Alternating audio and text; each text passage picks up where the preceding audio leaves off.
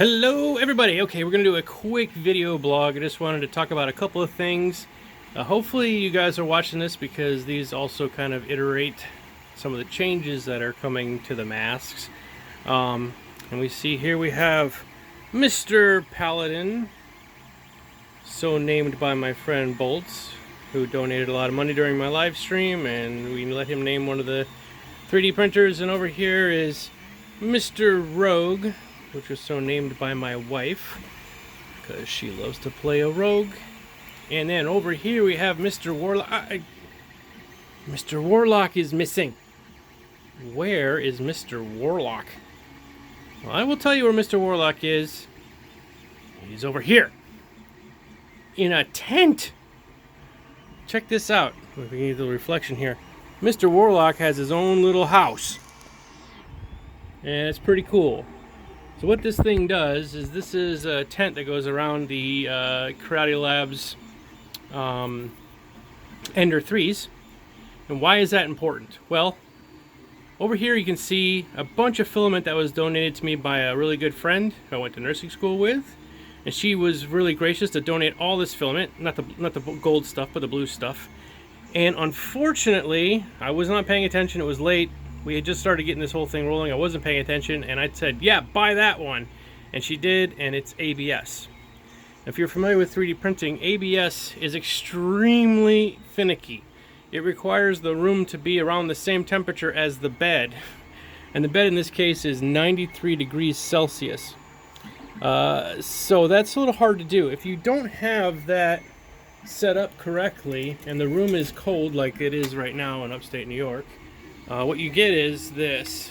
I'll show you. This is actually PLA, but I'll try to show you. The end will start to peel off, or will start to roll up. ABS is notorious for rolling. So the end kind of wants to warp up like this. So if any of you are thinking of doing this, making the masks, that is one of the issues of using ABS. ABS is easier to come by right now than PLA because it is one of the most difficult ones to print correctly with, especially for some of these more inexpensive machines like this. Out in the open air like this, it's way too cold.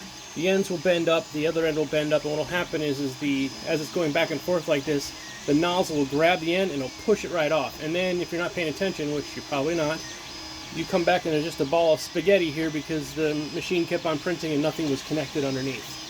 So that is a problem.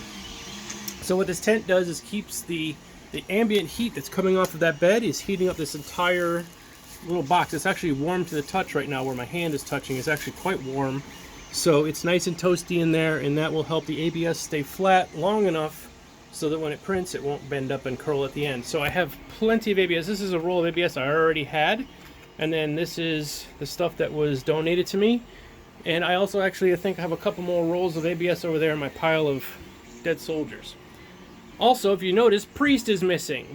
We got an extra spare 3D printer from a friend who was being very gracious to try to help me out, but unfortunately had way too many problems with it. It was not my printer. I didn't want to go and tear it all apart to try to fix it because it wasn't mine. If I broke something, we weren't going to do that. So no Priest, but we are expecting 2 more of these to come as soon as they get out of customs from China. It might take a couple of weeks. Unfortunately, we're stuck right now. If I was able to order them from Amazon, I would have, but they are sold out on Amazon. One last little thing I want to talk about is the actual masks. We will probably be doing another major redesign of this mask, so pay attention for that to be coming down the pike pretty soon. What that's going to be is, right now, this mask works really good. It is narrower enough to fit behind a piece of cloth mask that the hospitals are requiring the nurses to wear. Unfortunately, people's noses are getting jammed up in here because it's not deep enough. So an option that I have been thinking about, and somebody suggested to me, is we are just going to open this up completely. This part right here will actually become wide open. That'll give more room for your nose, and we'll probably go back to having a cap on the outside that snaps in where we'll put the filter in. That'll add a little bit more depth. We don't have to overall change the design too much. We'll go back to the cap system, but this inner cap with this thing will go. People have been telling me that this is a little bit hard to breathe through with 1 or even 2 of the filter pieces that are in there. So we're going to try to change that. Thanks everybody. Stay tuned for more stuff. Love your faces. Bye-bye.